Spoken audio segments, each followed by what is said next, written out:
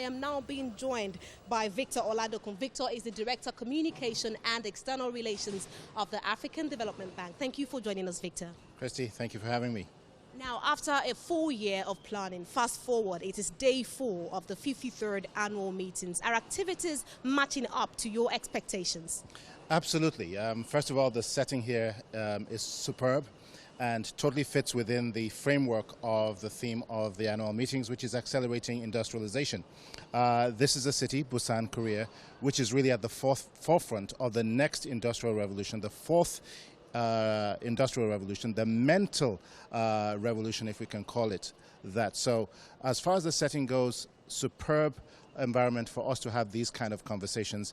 In terms of the opening ceremony yesterday with the president of the bank, all of our governors, thousands of delegates, and the World Bank president, who were also on a very, very interesting panel, which you guys covered.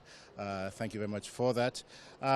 We've had superb meetings of the mind, knowledge events, and that continues even today. So we'll be wrapping up tomorrow. There's still a ways to go, but so far so good. We've had very, very interesting discussions, but I think we're really at a stage, not just as a bank, but as a continent, where we should be done with pontificating about the same issues over and over again. Africa is tired.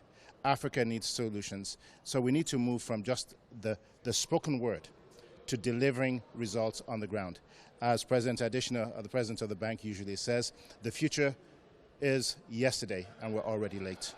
Absolutely, Victor. I can't help but agree with you that everything around us in Busan at Bexco Convention Center has been high-tech. But I'd like you to give us a breakdown of the nature of knowledge transfer and conversations that have taken place here over the past 4 days.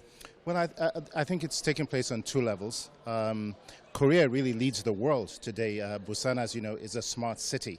And by that, they've integrated technology into things. We're now in the age of the Internet of Things. And you see that everywhere.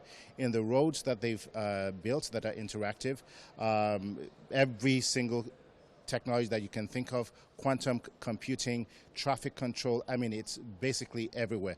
So there are things that we as a continent and the younger generation can take away from what's happening now. The fact of the matter is that it's very possible, within the realm of possibility, to ramp up where we need to be. There are technologies that we can use to leapfrog development. So that's taking place. The bank is already in discussions with the Korean government about how we can create a technology exchange involving the youth.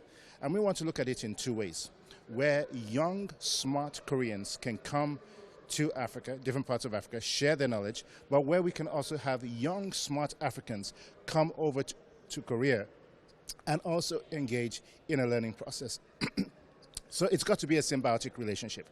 As much as we as a continent have much to learn from Korea and from Asia, I believe that somewhere along the line, the rest of the world, Korea and Asia, also have something to learn from us. It's not a one-way street. And these discussions are taking place on that level. On an industrial level, there's much that we can learn from Korea, whether it's in agriculture, whether it's in power, and the different technologies that one needs to better integrate Africa. Korea is so far ahead of the game, and there's much that we can learn from them. Now, Victor, talking about focusing on youth and technology as a means of boosting and accelerating Africa's industrialization, AfDB has projections which suggest that by the year 2025, 1 in 4 African youth will be unemployed. Having been exposed to this information, I'd like you to talk us through what strategies the AfDB might be considering to mitigate this forecast. Well, President Additioner has what he calls the Presidential Youth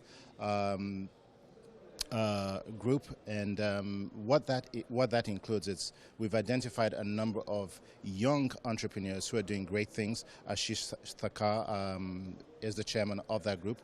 They had one of their major meetings here a few days ago, and the goal of the bank is to move literally millions of dollars into startups and the programs of a number of young people, because look, we shouldn't be looking to just provide employment in the marketplace. What we really need to be doing is creating jobs on the ground, working with young entrepreneurs who in turn can hire a whole lot of people. But I think one of our greater concerns as a bank, and I think you've heard that even while we've been here, is that it is very possible that in many parts of Africa, we are preparing the youth today for the jobs of the past and not the jobs of the future.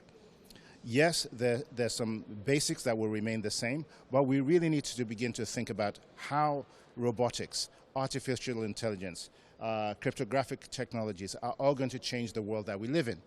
Industrialization is great, but as Jim Kim pointed out yesterday, if a nation is saying, well, our comparative advantage is that, we've got chemicals or we've got leather and we want to begin to produce shoes, that's great on the one hand. But what happens when you bring in 3D technology that really doesn't need any human interaction and can begin to create very, very quickly the same things that we're expecting human beings to do? So the future is already here.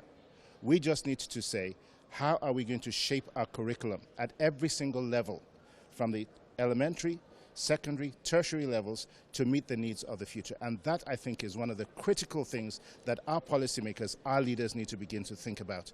It's a state of emergency, if you can call it that. We have to seriously rethink our curriculum, rethink how we're engaging the youth, because the youth bulge is a ticking time bomb. By 2050, Africa will have a population of 2 billion people. That is the combined populations of India and China combined. And my question is, where are the schools? Where are the opportunities? As we begin to look forward to the future now, where do we expect to see the 54th annual meetings of the AfDB hold? The next annual meetings will be in Equatorial Guinea. So we'll see you then. You absolutely will. Thank you very much for your time, Victor. Christy, Over now.